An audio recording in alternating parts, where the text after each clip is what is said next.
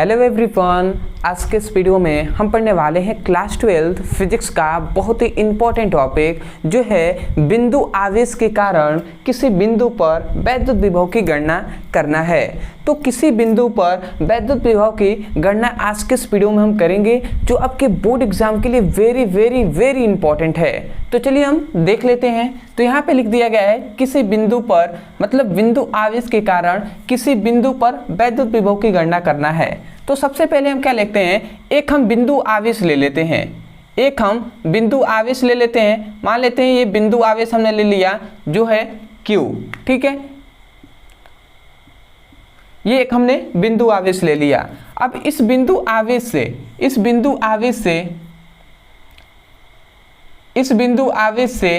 d दूरी पर, यहाँ पे थोड़ा सा ध्यान देंगे आप, इस बिंदु आवेश से d दूरी पर एक बिंदु P हमने ले लिया, मतलब एक बिंदु आवेश लिया। इस बिंदु आवेश से d दूरी पर हमने एक बिंदु P लिया। अब इस वैद्युत क्षेत्र में हमने दो बिंदु A व B लिया। यहाँ पे हमने क्या लिया, A और B लिया। और A और B के बीच की जो दूरी है उसको याद रखेंगे। A और बीच की दूरी जो है वो dx है। और यहाँ से बिंदु आवेश से लेकर और जो बिंदु B तक की दूरी है वो है x। इतनी बात आपको अपने शब्दों में लिखना होता है। देखिए हमने क्या कहा, हमने सबसे पहले एक बिंदु आवेश लिया, इससे d दूरी पर एक बिंदु P लिया जिस पर एकांक धनावेश उपस्थित है, तथा इस वैद्युत क्षेत्र में दो बिंदु A व B लिया। A व B के बीच की दूरी क्या है, dx है, तथा बिंदु आवेश से क्या है, x दूरी पर एक बिंदु B है। इतनी बातों को अपने शब्दों में माना कि करके आपको एक्सप्लेन करना होता है। तो मैं आशा करता हूं कि आप इसको अपने शब्दों में लिख लेंगे। जरूरी नहीं कि जो मैंने कहा, जिस तरीके से मैंने कहा वैसे ही आप लिखे। आपने इस फिगर से जो कुछ भी समझा है कम से कम 5-6 लाइन आपको लिख देना है, ठीक है। जैसे मैं बोल रहा हूं, अगर आप चाहें तो आप नोट्स बना रहे हैं तो अभी आप चाहें तो लिख भी सकते हैं। आप लिखेंगे, माना एक बिंदु आवेश है जिससे d दूरी पर एक बिंदु P है जहां एकांक धनावेश उपस्थित है, तथा इस वैद्युत क्षेत्र में दो बिंदु A व B है जिसकी बीच की दूरी dx है, और बिंदु आवेश और बिंदु B के बीच की दूरी x है। इतनी बातों को अपने शब्दों में आप लिख लेंगे। आशा करते हैं कि इतना तो कम से कम काम आप कर ही सकते हैं। अदरवाइज नोट्स के लिए मैं अंत में बता दूंगा कि कैसे आप नोट्स को भी ले सकते हैं, ठीक है। तो अब आते हैं, हम गणना अपना करना स्टार्ट करते हैं। तो यहाँ पे हम सबसे पहले लिखेंगे गणना। अब देखिए हम कैसे गणना करेंगे। तो सबसे पहले हम क्या करेंगे, सबसे पहले ये बिंदु आवेश है, यहाँ पे बिंदु B दिखाई दे रहा है, यहाँ पर हम वैद्युत विभव की गणना करेंगे, मतलब वैद्युत क्षेत्र की गणना। हम सबसे पहले करेंगे कि बिंदु B पर उत्पन्न वैद्युत क्षेत्र की तीव्रता की गणना करेंगे। तो हम लिखेंगे बिंदु B पर उत्पन्न विद्युत क्षेत्र की तीव्रता,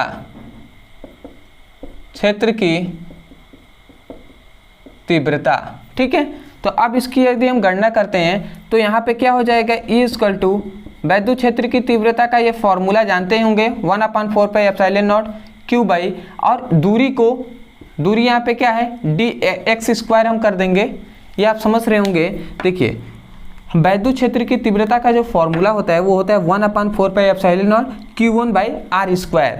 तो r क्या है, दूरी है। तो हमें यहाँ से यहाँ तक ना, इस बिंदु पर हम ज्ञात कर रहे हैं तो यहाँ तक की दूरी क्या है, x है, तो हमने x² कर दिया है, ठीक है। इतनी बात आशा करते हैं आप समझ रहे होंगे। उसके बाद हम फिर से क्या करेंगे, अब हम करेंगे इस बिंदु B पर हमने वैद्युत क्षेत्र की तीव्रता की गणना कर लिया। अब हम करेंगे कि जो इस पर एकांक आवेश है ना, एकांक धनावेश, इसको हम क्या करेंगे, बिंदु B से A तक लाने में किया गया कार्य ज्ञात करेंगे। तो हम क्या करेंगे, एकांक आवेश को बिंदु B से A तक लाने में किया गया कार्य ज्ञात करेंगे। दूसरा हमारा कार्य रहेगा, तो हम क्या लिखेंगे, एकांक आवेश को हम ऐसे लिखेंगे, एकांक आवेश को बिंदु B से A तक लाने में किया गया कार्य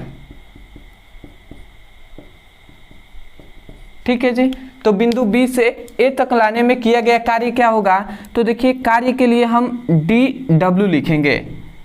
अब हम डी डब्ल्यू क्यों लिख रहे हैं, डब्ल्यू यहाँ पे कार्य है और डी क्या है, ये डी इसलिए लगा गया है कि कोई छोटा कार्य है, छोटे से दूरी के लिए निकाल रहे हैं ना, डी एक्स दूरी के लिए, डी मतलब छोटे दूरी के लिए निकाल रहे हैं, तो हम छोटा कार्य लिखेंगे, तो इसलिए हमने डी डब्ल्यू लिखा, छोटा कार्य है। तो अब कार्य का हम यहाँ पे क्या होता है, कार्य बराबर क्या होता है, बल गुणे विस्थापन होता है ना, कार्य बराबर बल गुणे विस्थापन। तो यहाँ पे हम लिखेंगे ई और इंटू हम क्या लिखेंगे, विस्थापन कितना हो रहा है, बी से ए तक ला रहे हैं, तो इसकी दूरी क्या है, डी एक्स है, तो हम डी एक्स लिख देंगे। ये आप समझ रहे होंगे, ई इंटू डी एक्स हमने लिखा है। देखिए ई यहाँ पे क्या है, हम इतना बात जानते हैं, कार्य बराबर होता है बल गुणे विस्थापन।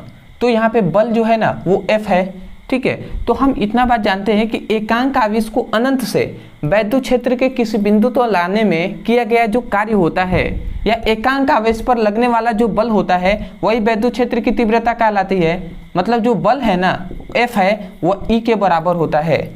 तो F के जगह पर हमने सीधा डायरेक्ट यहाँ पर E लिखा हुआ है, ठीक है। आशा करते हैं आप समझ रहे होंगे।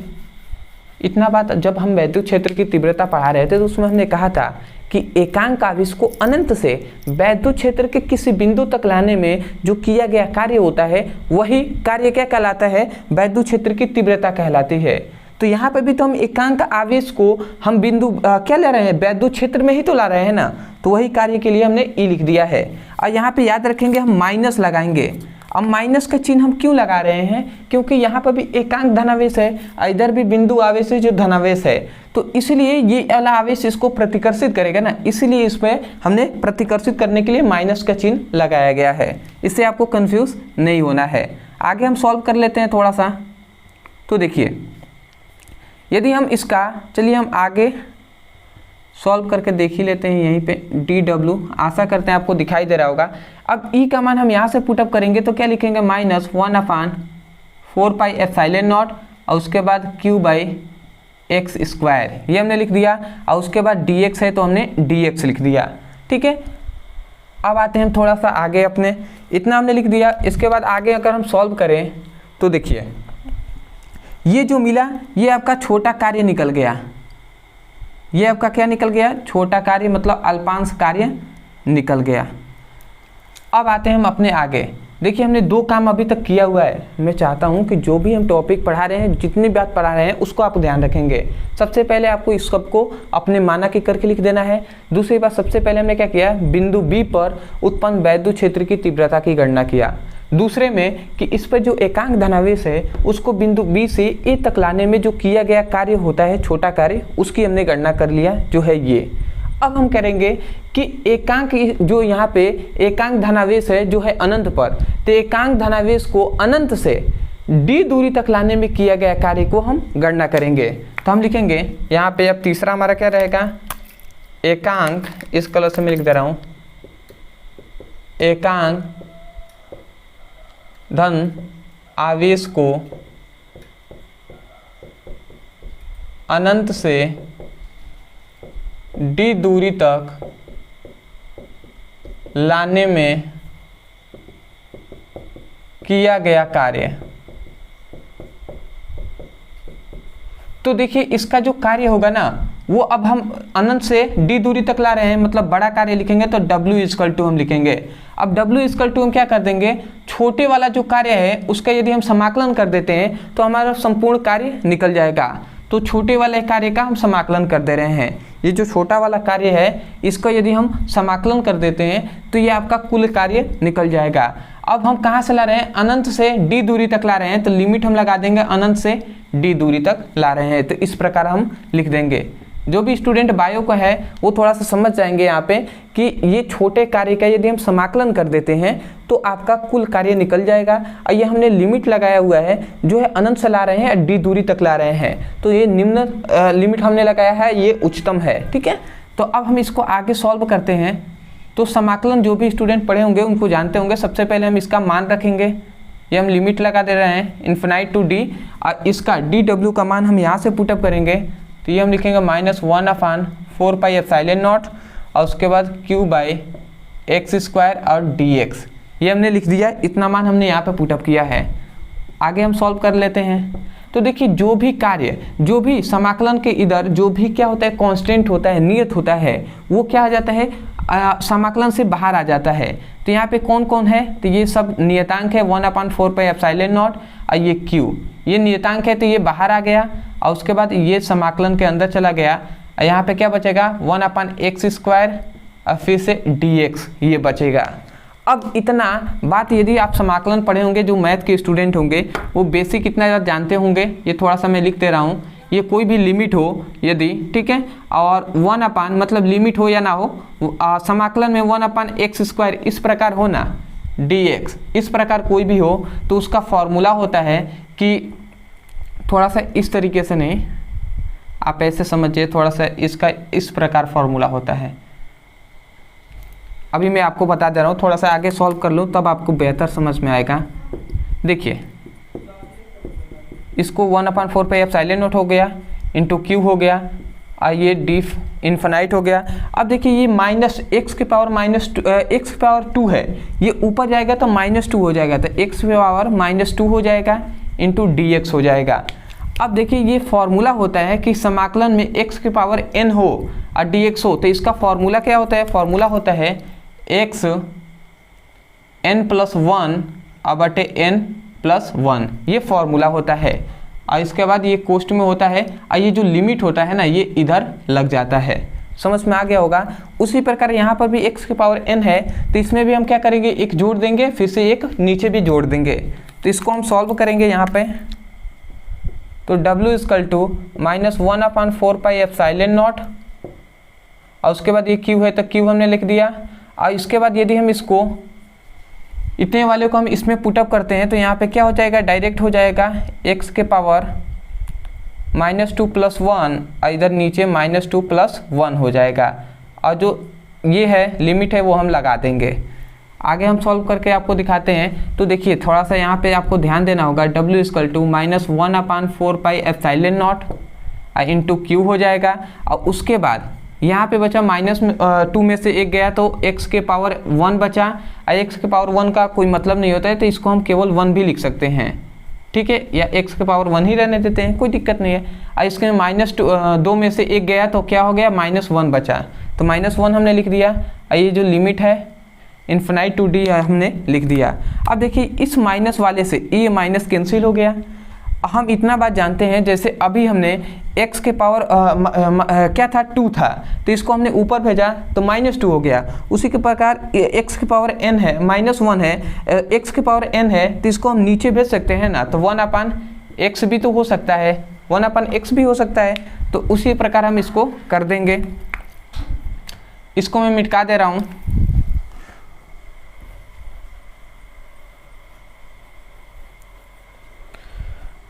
देखिए अब हम इसको क्या करेंगे, आगे हम सॉल्व करते हैं। तो d क्या लिखेंगे, 1/4 पाई एप्सिलॉन नॉट हम लिखेंगे, इंटू क्यू हमने लिख दिया, और उसके बाद ये क्या आ जाएगा, ये नीचे आ जाएगा, तो 1/x हो जाएगा, इन्फिनाइट टू d हमने लिख दिया। अब आपका सॉल्व हो गया है, थोड़ा सा बस बचा हुआ है। यहाँ पर w हम क्या लिख देंगे, 1/4 पाई एप्सिलॉन नॉट हमने लिख दिया, और उसके बाद ये q है तो हमने q लिख दिया। और यहाँ पे ध्यान देंगे, अब इसका मान हम रखेंगे जो लिमिट है, तो ये हम रखते हैं x के जगह पर हम क्या लिखेंगे, सबसे पहले 1/d लिखेंगे और प्लस 1/∞ लिखेंगे, ये हमने लिख दिया। ठीक है, आशा करते हैं आपको थोड़ा दिखाई दे रहा होगा, या 1 मिनट सॉल्व करके मैं देख ले रहा हूँ। ठीक है, अब इसको थोड़ा सा आगे करते हैं, तो 1/4 पाई एप्सिलॉन नॉट हो जाएगा, इंटू क्यू हो जाएगा। हम इतना बन जानते हैं, इन्फिनाइट में यदि 1 का भाग करते हैं तो उसको हम नगण्य मान लेते हैं, शून्य उसको छोड़ देते हैं, तो यहाँ पे क्या बचा, केवल 1/d बचता है। अब ये इसमें गुणा हो जाएगा, तो w = 1/4 pi epsilon not q/d होता है। तो ये आपका निकल गया कार्य, मतलब क्या यहाँ पे निकला है, एकांक आवेश को अनंत से d दूरी तक लाने में किया गया कार्य निकल गया। हम इतना बात जानते हैं, ये तो कार्य निकल गया। हम इतना बात जानते हैं कि एकांक आवेश को अनंत से किसी बिंदु तक लाने में जो किया गया कार्य होता है वही तो विभव कहलाता है ना। तो इसका मतलब जो W है वो v के बराबर हो जाएगा।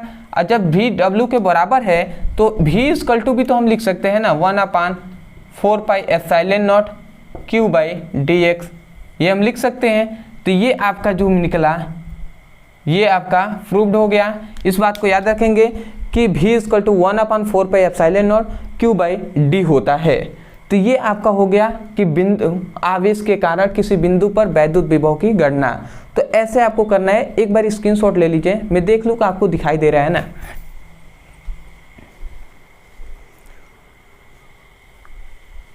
चलिए, आशा करते हैं आपने स्क्रीनशॉट ले लिया होगा। ये थोड़ा सा दिक्कत है पर दिखाई आपको इतना तो दे ही रहा है। तो ऐसे ही आपको करना है। देखिए, ये जो बहुत आपको कठिन भी लग रहा होगा, बहुत से ऐसे स्टूडेंट हैं और बहुत से ऐसे स्टूडेंट हैं जिनको समझ में आ गया होगा। देखिए, इसमें कठिन कुछ भी नहीं है, आपको प्रैक्टिस करना है। बार बार आप प्रैक्टिस करेंगे तभी आपको समझ में आएगा। ऐसा नहीं है कि मुझे भी एक ही बार में आ गया है, ठीक है। मैं भी बहुत ही कमजोर स्टूडेंट था, तो इसीलिए आपको बार बार प्रैक्टिस करेंगे ना तो आपको भी आ जाएगा। देखिए, आपको स्टेप बाय स्टेप क्या करना है ये आपको ध्यान में रखना चाहिए। सबसे पहले हमने इस फिगर को याद रखा है कि फिगर में क्या क्या है और उसको माना कि करके अपने शब्दों में लिख देना है। उसके बाद सबसे पहले हमें पता है, इस फिगर को ही देख कर हमें याद आ रहा है कि बिंदु बी पर वैद्युत क्षेत्र की तीव्रता की गणना करना है, जो हमने यहाँ पे कर लिया है। दूसरे में हमें क्या करना है कि एकांक जो इस पर धनावेश है इसको बिंदु बी से ए तक लाने में किया गया कार्य निकालना है, जो हमने यहाँ पे लगाया है तो छोटा कार्य निकाल लिया है। उसके बाद हमें याद है कि एकांक धनावेश को अनंत से d दूरी तक लाने में किया गया कार्य निकालना है, जो हमने यहाँ पर किया है। और उसके बाद केवल हमने हल किया है तो आपका ये प्रूफ हो गया है। तो आशा करते हैं कि आप भी स्टेप बाय स्टेप इसी प्रकार करेंगे तो आपको बेहतर तरीके से समझ में भी आएगा और आप इसको बार बार प्रैक्टिस करेंगे तो आपको आ भी जाएगा।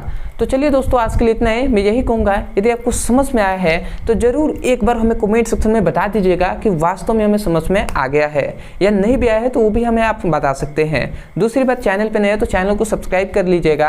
अदरवाइज नोट्स के लिए आप सोच रहे होंगे तो देखिए, नोट्स के लिए मैंने आपको कितनी बार बता दिया है, फिर भी बहुत से ऐसे स्टूडेंट हैं जो नए हैं, तो उनसे मैंने कह दिया है कि ओनली 69 रुपये में आपको 14 चैप्टर, आपके फिजिक्स के कुल 14 चैप्टर हैं, तो 14 चैप्टरों का नोट्स आपको दिया जा रहा है। अगर आप लेना चाहते हैं तो नीचे दिए गए नंबर पे आप केवल मैसेज करेंगे तो आपको जो नोट्स है वो हमारी टीम आपको दे देगी, तो उनसे आप नोट्स भी ले सकते हैं। और बहुत से ऐसे स्टूडेंट हैं जो मुझसे बात करना चाहते हैं या वो चाहते हैं कि थोड़ा सा मैं कोई डाउट है तो वो पूछ सकूँ, तो देखिए आपके लिए ऐसा तो नहीं है कि मैं कॉल रिसीव आपको कर पाऊँगा, ठीक है। बहुत से स्टूडेंट हैं ऐसे कि मैसेज करते हैं, तो उनसे लिए आपसे रिक्वेस्ट है कि आप क्या कीजिए, जो इंस्टा है उस पर आप मैसेज कर दीजिए। मैसेज करेंगे तो मैं आपको देख कर और जब भी मुझे टाइम मिलेगा तो मैं देख कर उसका रिप्लाई कर दूंगा। इंस्टाग्राम ID आप जानते हैं brother30 है, तो आप इसमें मैसेज करके भी आप डायरेक्ट हमसे बात कर सकते हैं। तो चलिए दोस्तों, आज के लिए इतना ही। मिलते हैं एक बेहतरीन टॉपिक के साथ, तब तक के लिए धन्यवाद। जय हिंद, जय भारत।